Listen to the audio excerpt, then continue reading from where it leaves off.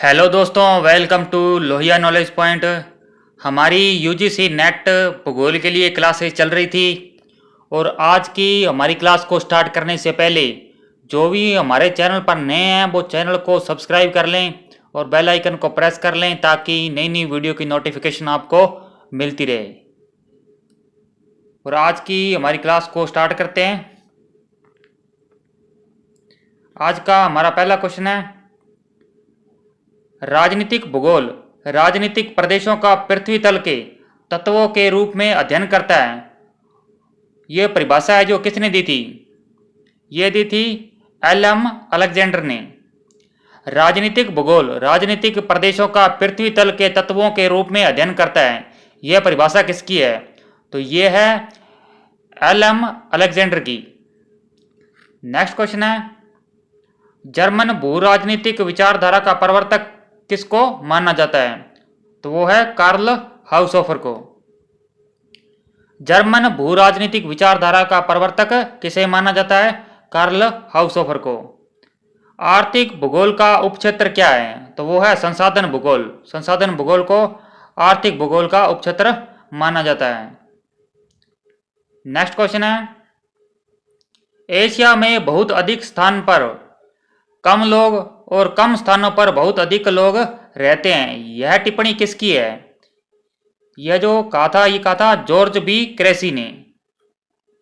Asia में बहुत अधिक स्थानों पर कम लोग और कम स्थानों पर बहुत अधिक लोग रहते हैं। यह टिप्पणी किसकी है? यह है जॉर्ज बी क्रेसी की। निम्न मानव विकास सूचकांक वाले देशों में सूचकांक का स्कोर कितना होता है? वो होता है 0.549 से नीचे। निम्न मानव विकास सूचकांक वाले देशों में सूचकांक का स्कोर कितना होता है? वो होता है 0.549 से नीचे।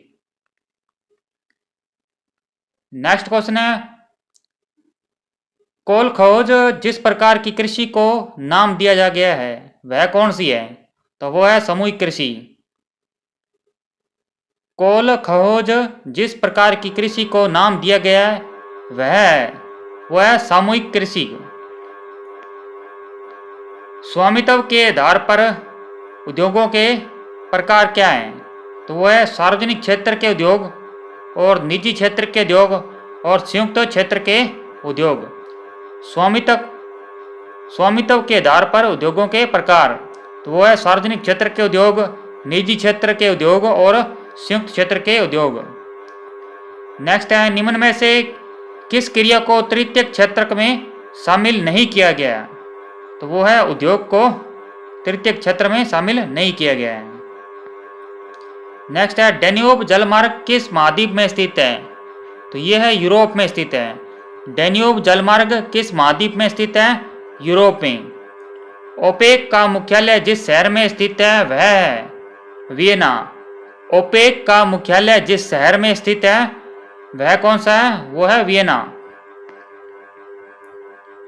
नेक्स्ट है, 2001 से 2011 तक भारत की दशकीय वृद्धि दर कितनी रही है? तो वह रही है 17.64%। 2001 से 2011 तक भारत की दशकीय वृद्धि दर कितनी रही है? तो वह 17.64%। सन 2011 की जनगणना के अनुसार निम्नलिखित में से किस राज्य में नगरीय जनसंख्या का अनुपात सर्वाधिक है? तो वो है गोवा राज्य का।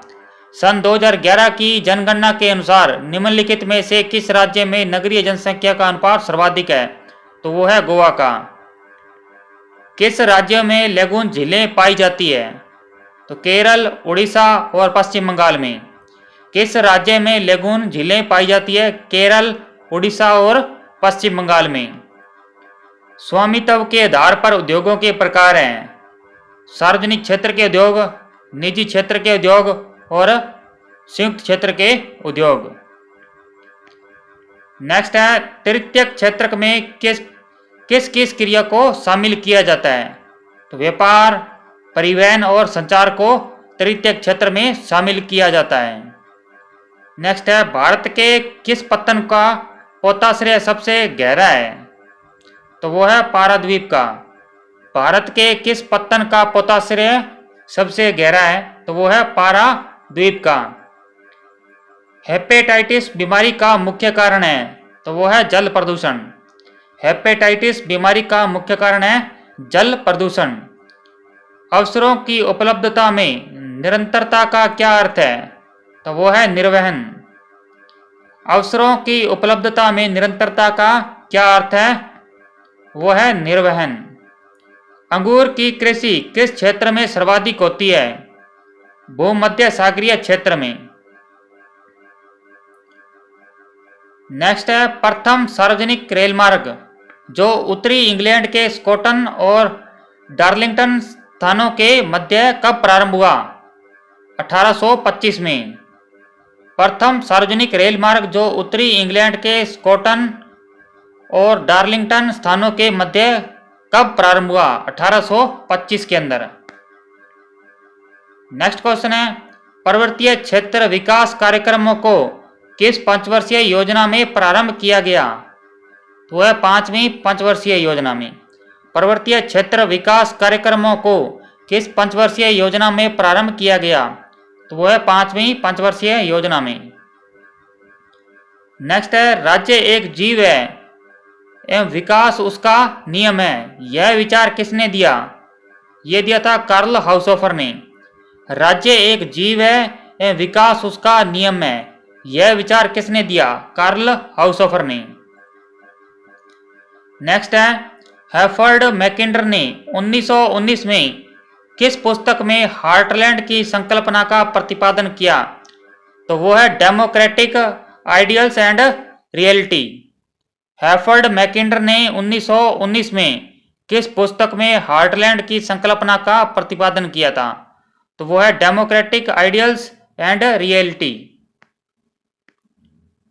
नेक्स्ट क्वेश्चन है एडी सेवरस्की ने विश्व सामरिकता के विचार किस संदर्भ में प्रस्तुत किए? तो वो है वायु शक्ति के संदर्भ में। एडी सेवरस्की ने विश्व सामरिकता के विचार किस संदर्भ में प्रस्तुत किए? वायु शक्ति के संदर्भ में। 1784 में संयुक्त राज्य अमेरिका की रेखात्मक सीमाओं का निर्धारण किसने किया था? वो किया था थॉमस जेफरसन ने। 1784 में संयुक्त राज्य अमेरिका की रेखात्मक सीमाओं का निर्धारण किसने किया था? थॉमस जेफरसन ने।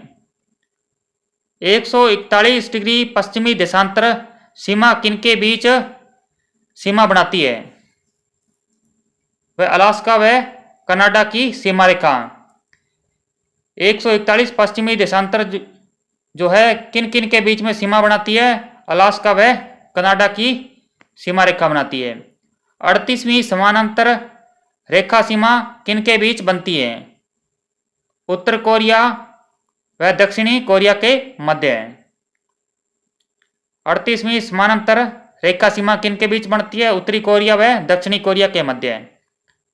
49वीं समानांतर रेखा सीमा किन के बीच बनती है?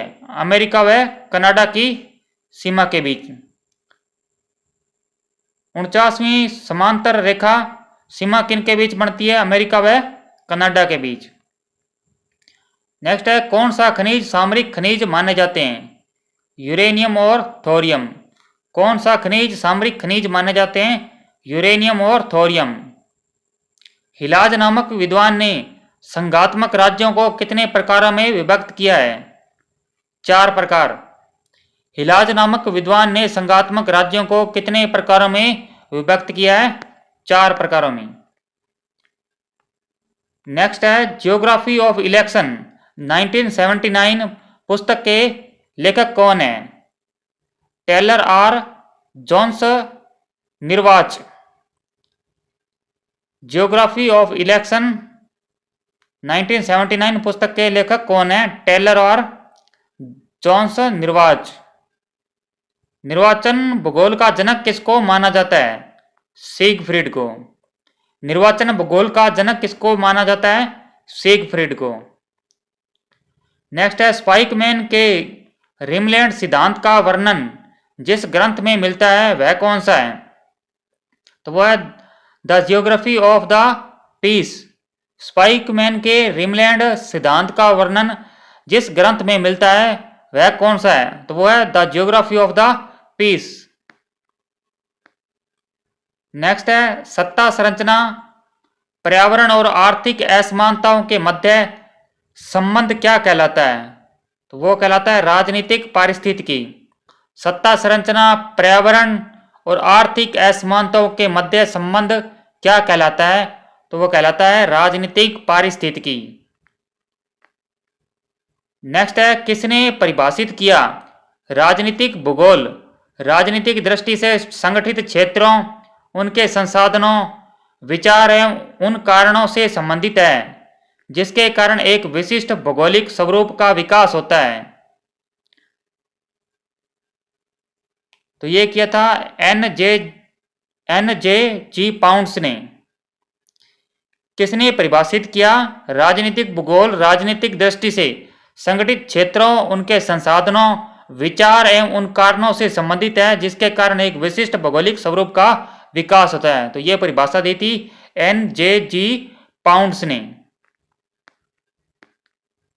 नेक्स्ट है जिसका अधिकार पूर्वी यूरोप पर है उसका वक्ष स्थल पर आधिपत्य है। जिसका अधिकार वक्ष स्थल पर है उसका विश्वद्वीप पर आधिपत्य है, और जिसका अधिकार विश्वद्वीप पर है उसका विश्व पर आधिपत्य है। यह परिभाषित कथन किसका है? तो यह है मैकिंडर का कथन है। जिसका अधिकार पूर्वी यूरोप पर है उसका वक्ष स्थल पर आधिपत्य है, और जिसका अधिकार वक्ष स्थल पर है उसका विश्वद्वीप पर आधिपत्य है, और जिसका अधिकार विश्वद्वीप पर है उसका विश्व पर आधिपत्य है। यह पारिभाषिक कथन किसका है? मैकिंडर का। नेक्स्ट क्वेश्चन है रिमलैंड सिद्धांत किसने प्रतिपादित किया? स्पाइकमैन ने। रिमलैंड सिद्धांत किसने प्रतिपादित किया? स्पाइकमैन ने। तो आज की हमारी सीरीज के अंदर बस इतने ही क्वेश्चन थे।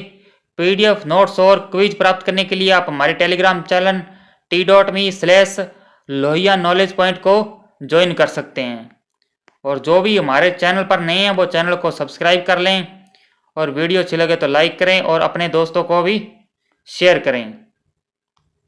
धन्यवाद।